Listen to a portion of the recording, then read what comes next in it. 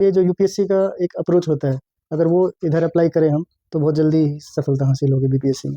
Prelims दिया तो marks मेरे बॉर्डर एरियाज पे थे, तो लगा नहीं कि हो पाएगा, तो मैंने रिजल्ट के बाद ही प्रिपरेशन सर्विसेज प्रिपरेशन में एनसीईआरटी का बहुत बड़ा रोल रहा है और रहेगा भी। क्योंकि अगर बीपीएससी की बात करें तो जो उसके प्रीलिम्स हो या मेंस के क्वेश्चंस हो, वो कहीं ना कहीं एनसीईआरटी बेस्ड होते हैं। तो हाय एवरीवन, स्वागत है एक नई वीडियो में। अभी हमारे साथ हैं सरवन सर, जिनका बीपीएससी 68 में सर की 33 रैंक आई है और DYSP का पोस्ट मिला है। तो सर स्वागत है हमारे यूट्यूब चैनल पर आपका। Thank you sir. सर थोड़ा अपने बारे में बताइए। मेरा नाम सरवन कुमार राय है। मैं दरभंगा डिस्ट्रिक्ट से बिलोंग करता हूँ। मैंने प्रारंभिक तथा सेकेंडरी एजुकेशन दिल्ली से ही की है। मैं अपने चाचा के साथ रहता हूँ और फिर मैंने इसके बाद मैंने जॉब ज्वाइन की और जॉब ज्वाइन करने के बाद मैंने जॉब छोड़ के फिर सिविल सर्विसेज की प्रिपरेशन स्टार्ट की और तब से 2017 से मैं सिविल सर्विसेज की प्रिपरेशन कर रहा हूँ। जॉब सर प्राइवेट सेक्टर है?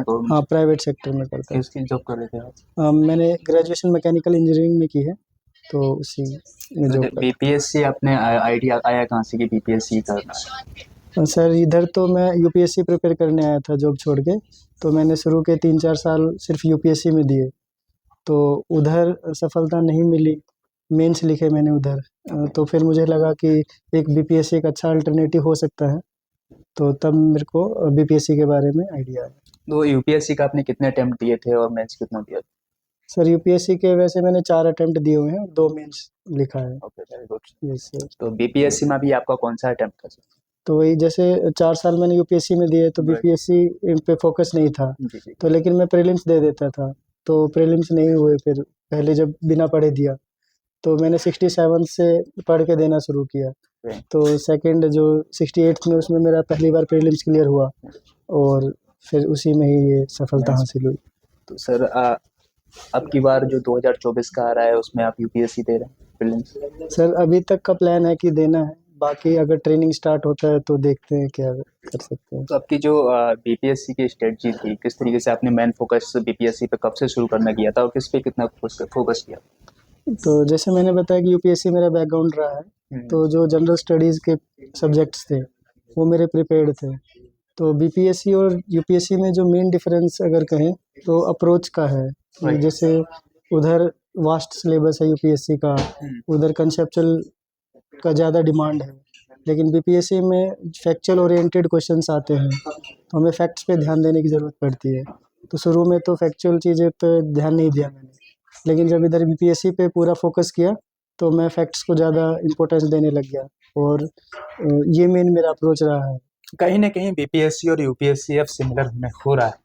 हाँ सर, अगर 68 से अगर देखें, हाँ 68 से अगर देखें तो बिल्कुल अब तो यूपीएससी वाला जो डिमांड है, अप्रोच है, वो सब इधर एप्लीकेबल है। तो अब क्या करना चाहिए उन एस्पिरेंट के लिए यूपीएससी और बीपीएससी की सेम प्रिपरेशन कर रहे हैं? तो अगर स्टूडेंट्स को देखें तो 2 कैटेगरी में डिवाइड कर सकते हैं। एक वो जो कि यूपीएससी को भी अपना एक मानते हैं कि यूपीएससी भी क्लियर करना है, और दूसरे जो कि सिर्फ बीपीएससी में टारगेट बना के आना चाह रहे हैं कि सिर्फ बीपीएससी देना है। तो पहले वाले कैटेगरी के लिए तो है ये है, मैं ये सजेस्ट करूँगा कि पहले यूपीएससी में 1-2 साल दे अच्छे से, वहाँ समझे वहाँ का सिलेबस और अटेम्प्ट भी दे। अगर सब अच्छा रहा तो उसी में क्लियर हो जाएगा यूपीएससी में ही, और लेकिन नहीं हुआ तो आप बीपीएससी के लिए वेल प्रिपेयर्ड रहेंगे, तो यहाँ पे आपको एडवांटेज मिलेगा। अच्छा। लेकिन सेकंड वाले ग्रुप की बात करें तो उसके लिए क्या है कि आप सिलेबस देखें यूपीएससी का, बीपीएससी का, जो कॉमन चीज़ें हैं तो उनका जो सोर्स है वो कॉमन रख सकते हैं। तो अगर सोर्स यूपीएससी वाला पढ़ेंगे तो आपको इधर हेल्प मिलेगी।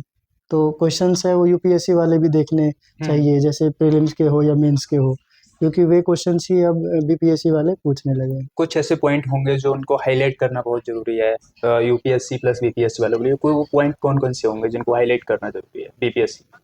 हाँ, तो अगर बीपीएससी की बात करें अगर हम, तो मेन है कि जैसे सोर्स मैंने बताया, जैसे पॉलिटी है तो पॉलिटी के लिए लक्ष्मीकांत सोर्स हो गया हमारा। हाँ, वो दोनों ये दोनों के लिए सेम है, लेकिन अप्रोच है। तो जैसे बीपीएससी के पीवाईक्यू के क्वेश्चंस है, वो देखते हुए हमें वो पढ़ना है और क्वेश्चन सोल्व करने चाहिए। ऐसे ही अगर मेंस की बात करें तो मेंस के भी आंसर राइटिंग स्टार्ट कर देनी चाहिए बीपीएससी के हिसाब से, क्योंकि बीपीएससी का जो मेंस का सिलेबस है वो अलग है और लिखने का जो पैटर्न है वो भी अलग है। बात करें यहीं पे अगर मेंस की स्ट्रेटजी बीपीएससी को लेकर, तो आपकी किस टाइप की थी? किस तरीके से आपने मेंस की स्ट्रेटजी को रखा? क्या आपका शेड्यूल था? सर बीपीएससी में तो जब मैंने पहली बार मेंस लिखा था 68 के लिए, तो उसमें तो सवा महीने या 1.5 महीना बचा था जब रिजल्ट आया, क्योंकि जब प्रीलिम्स दिया तो मार्क्स मेरे बॉर्डर एरियाज पे थे, तो लगा नहीं कि हो पाएगा, तो मैंने रिजल्ट के बाद ही प्रिपरेशन स्टार्ट किया था। तो लेकिन मैंने उस छोटे से टाइम में अच्छा मैनेजमेंट किया, क्योंकि मेरा सिलेबस कवर्ड था यूपीएससी से।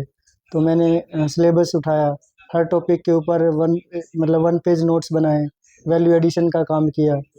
तो इससे क्या हुआ कि और फिर मैंने उसके बाद आंसर राइटिंग के लिए टेस्ट सीरीज ज्वाइन किया, तो वो काफ़ी हेल्पफुल रहा मेरे लिए। टेस्ट सीरीज आपने कहाँ से ज्वाइन किया था? ऑफलाइन किया था, ऑनलाइन टेस्ट सीरीज ज्वाइन किया था?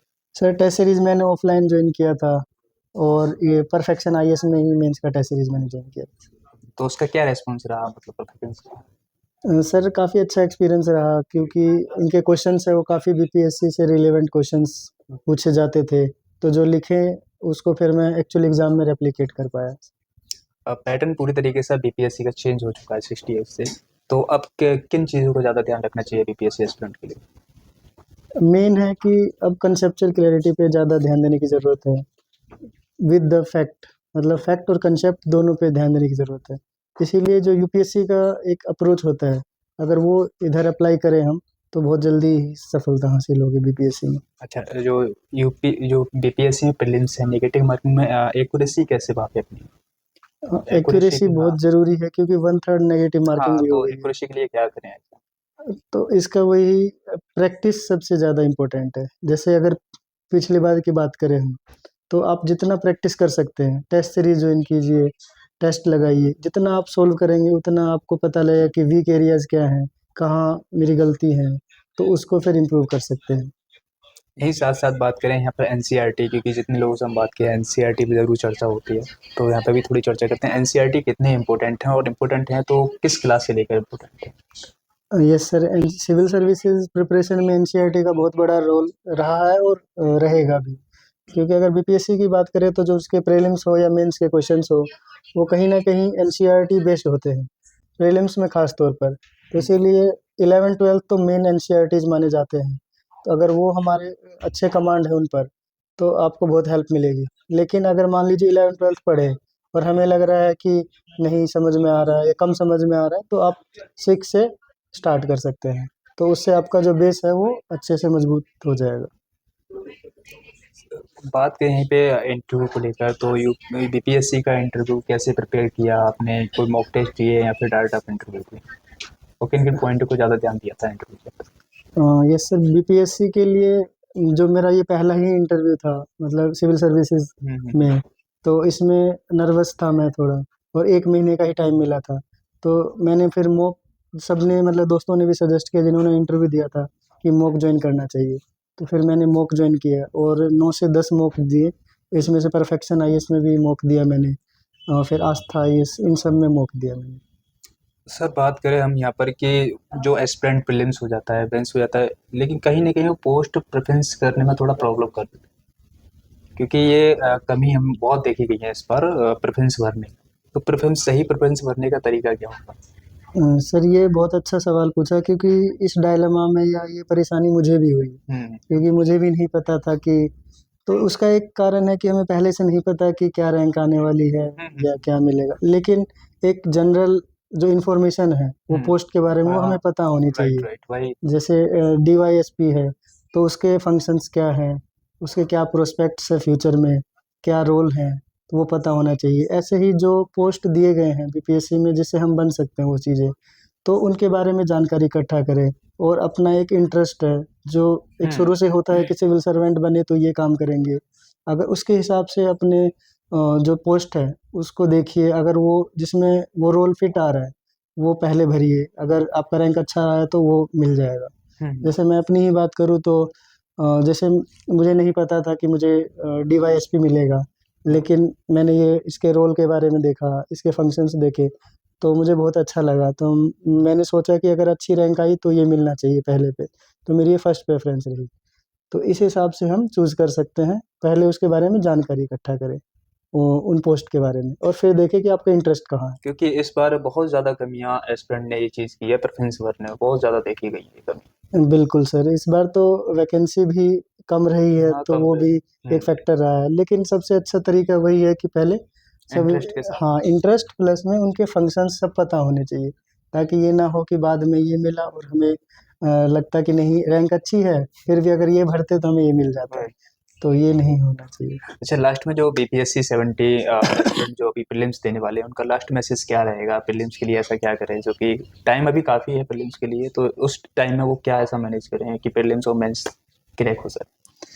बिल्कुल, वैसे ये सिर्फ प्रीलिम्स के ऊपर नहीं, मैं तो होल प्रिपरेशन के ऊपर बताना हाँ, चाहूँगा, और बताओ। क्योंकि अगर हम कोई एग्ज़ाम दे रहे हैं तो हम तो चाहते हैं कि फाइनल सिलेक्शन हो, राइट। ये नहीं कि प्रीलिम्स क्लियर हो फिर बाद में नहीं। तो इसीलिए अगर आपके अभी बहुत टाइम है, तो अभी तीनों स्टेज का मेनली 2 का तो कम से कम साथ में इंटीग्रेटेड करना पड़ेगा। जैसे अभी अभी ये है जैन लास्ट है, तो और इस सितंबर में एग्ज़ाम है, तो शुरू के जो 2-3 महीने हैं, वो तो मेजर टाइम हमारा मेंस में जाना चाहिए, या बेसिक बुक रीडिंग, जो रेफरेंस बुक रीडिंग में जाना चाहिए, ताकि पूरे सिलेबस का अच्छे से अंडरस्टैंडिंग हो जाए। और फिर उसके बाद क्या है कि मेंस की प्रिपरेशन के लिए हम मेंस के आंसर राइटिंग स्टार्ट कर सकते हैं, या तो टेस्ट के थ्रू या फिर पीयर रिव्यू में, अगर हमारा स्टडी सर्कल ऐसा है जो हमारे आंसर्स को इवैल्यूएट कर सकता है। अगर ऐसा पीयर ग्रुप है तो उससे स्टार्ट कर सकते हैं। फिर उसके बाद अगर हम 2-3 महीने बचता है प्रीलिम्स के लिए, फिर हम डेडिकेटली प्रीलिम्स के लिए दे सकते हैं, क्योंकि प्रीलिम्स नहीं होगा तो फिर बाकी का आगे का प्रोसेस ही नहीं हो पाएगा। इसीलिए प्रीलिम्स भी बहुत इम्पोर्टेंट है, उसके लिए 2-3 महीने अच्छे से देना चाहिए। लेकिन अगर हम शुरू से टाइम मैनेज करके रखेंगे, सिलेबस मैनेज रहेगा, तो 2-3 महीने में हमें परेशानी नहीं होने वाली होगी। Okay sir, thank you so much, आपने अपना कीमती टाइम दिया। All the best. Thank you sir. Okay sir.